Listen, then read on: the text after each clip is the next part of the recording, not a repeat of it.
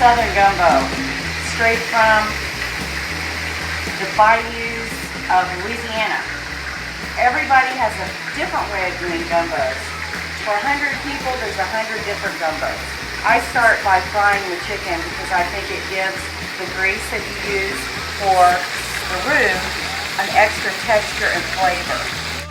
Before we started frying this chicken, we cut up what's called the Trinity.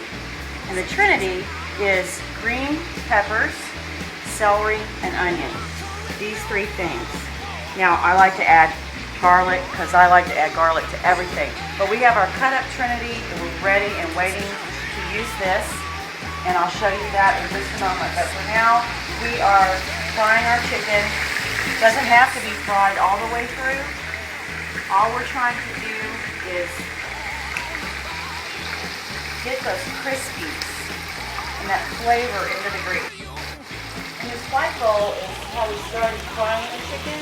We put 2 or 3 cups of flour in there, salted and heavily peppered. I really like to see that pepper in there because it reminds me of my grandmother, who we call Mama. So we just coated the chicken with that flour and we put it into the hot grease. Your mom is cutting our sausage. Traditional sausage that we use is andouille sausage, but for kosher purposes and in this house we're using turkey sausage, which is also very flavorful. Turkey smoked sausage. Turkey smoked. So we cook this chicken not all the way through, as I said, just until it's golden brown. Putting it on this plate to drain, of course. The oil is very, very, very hot, so I highly recommend using tongs. Where we left off was the kind of chicken I use in this gumbo. And I like to buy a whole fryer, not cut because it's less expensive. In this case, though, to save time, we bought a whole fryer cut up because it's all the pieces of the chicken. Then, I like to buy just skinned and boned chicken breast because people really like to put a lot of chicken in their gumbo, and with every bite they like chicken, so you can never have too much. And if it's too much, we can take some out, but I like to have too much chicken rather than not enough chicken. And again, this is not fried all the way through. You would not want to serve this to a group of your friends unless you didn't like them very well, because it's not fried all the way through, but it is, the skin is golden brown, and it's just that great crispy flavor in that bottom of that pan that we're going to use for the roux. This chicken has the bones still in it, and you're probably wondering, yikes, what are we going to do with those bones?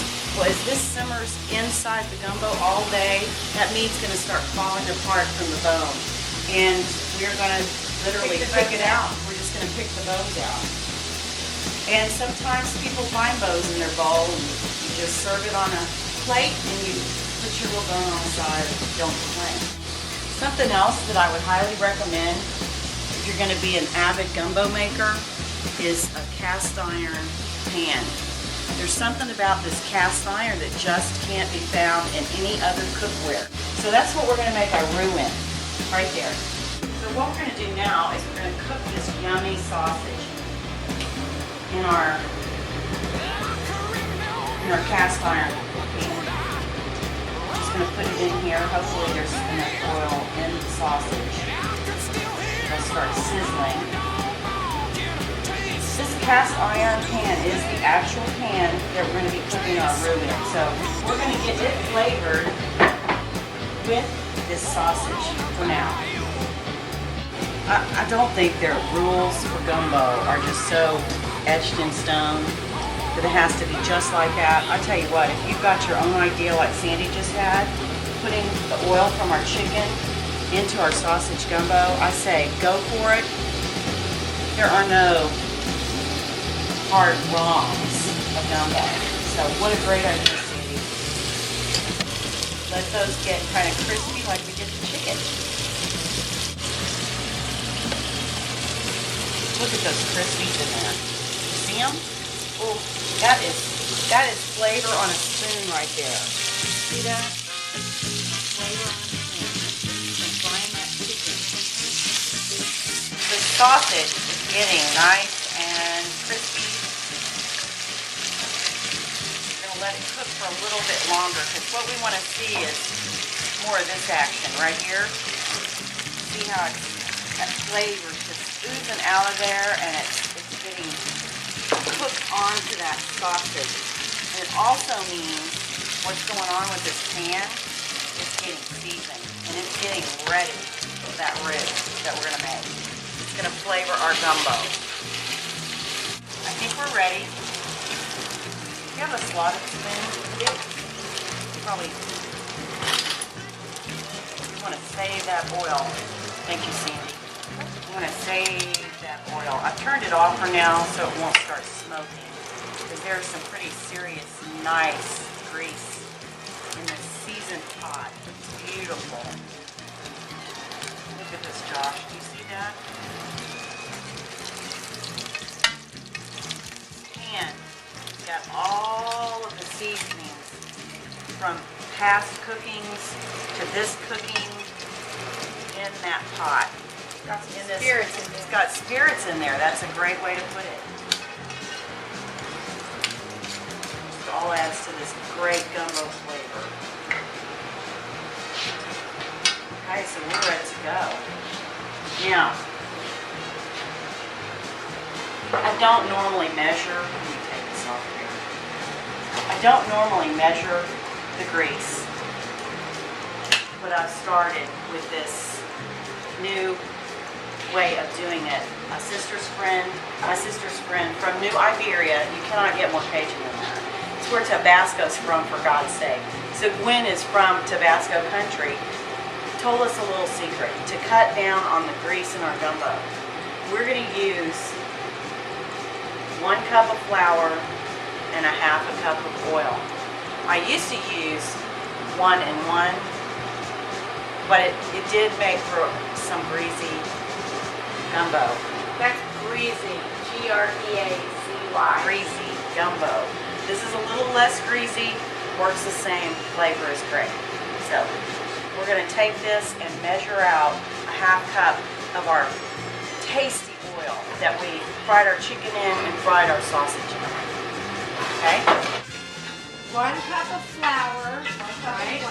And a half a cup of the oil that's in the pan. Correct? Josh, what I'm doing right now, I'm putting these crispy things in here. See what I'm doing? Yum, yum. That is nothing but delicious flavor. I'm getting all these crispies out of here. See that? Oh, look at that. That is flavor. If you could visualize flavor, that's it right there. Yeah, we're going to double it. We're doubling it, so we're going to have 1 cup of this taste. See that oil with those tasties in there? Instead of just out of the bottle, this is why I fry my chicken and go that extra mile, the extra step. A lot of people just start with this oil, vegetable oil or shortening, clear. You see this?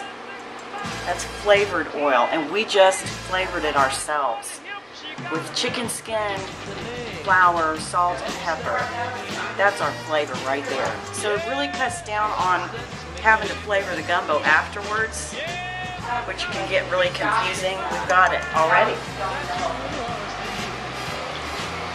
Alright, now, just poured our oil and our flavor in here. You see the flour?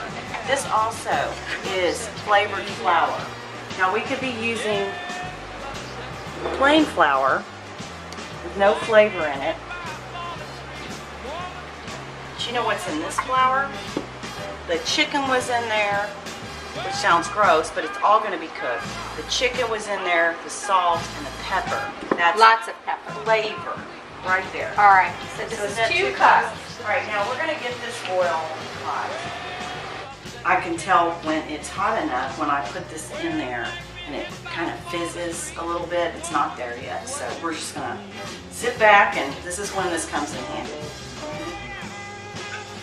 And part of standing here for at least 45 minutes to get the perfect roux that's not burned, but it's on the brink of being burned, is not only stirring constantly, but having your hand ready to turn this down, because you don't want it smoking up the house. That's going to burn this roux, and we're going to have to throw it out and start all over. So when you see it starting to get hot and really smoking a lot, and you can smell it, you turn this temperature down. And that, once it gets cooled down again, we'll turn it back up a little bit. Okay, I think we're just about ready. See, we put this flour in there. We're going to drop some in there and see how it's reacting to the heat. It's bubbling a little bit. That's good. So now we're going to, Sandy, why don't you do this? I'll pour it in, and you just, I like to stir with a spatula.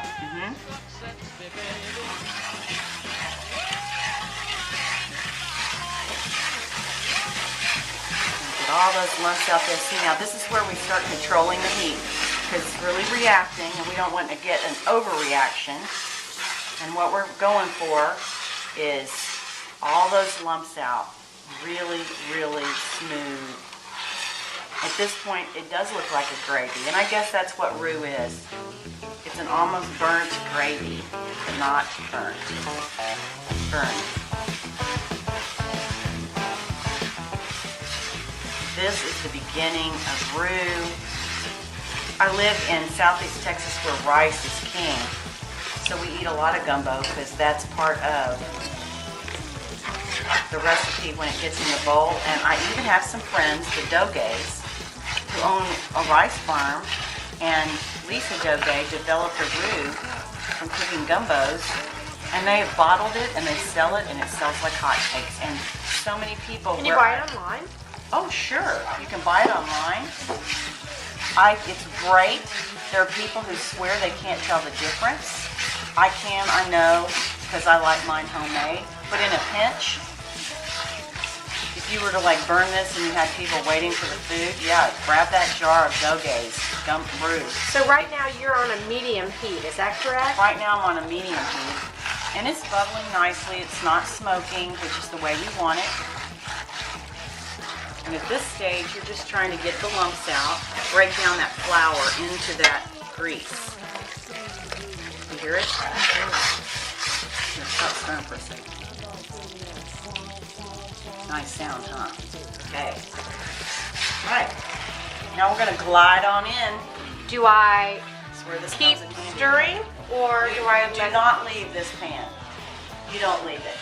If you leave it, It should stay in motion so that no piece of it burns. no piece correct? burns. Because this is going to want to burn. Another thing about cast iron is it gets really hot and it holds the heat, and that's why it's such a desirable piece of cooking equipment. And it evenly And distributes. it evenly distributes it, and it just holds that heat well. Not only the flavors, but the heat. And what Sandy's doing in this initial stage of our roux is she's breaking down the flour in the oil. She's making sure all the lumps are out, and she's doing a great job. She's in constant motion because we don't want any of this roux to be sticking on the bottom of that pan. We're going to be cooking it for at least 45 minutes, so I suggest you hold this pot holder in one hand, because even the handle of a cast iron pan gets very, very hot. 45 minutes at least on the clock. So I'm going to go set a timer in motion, and you just keep stirring.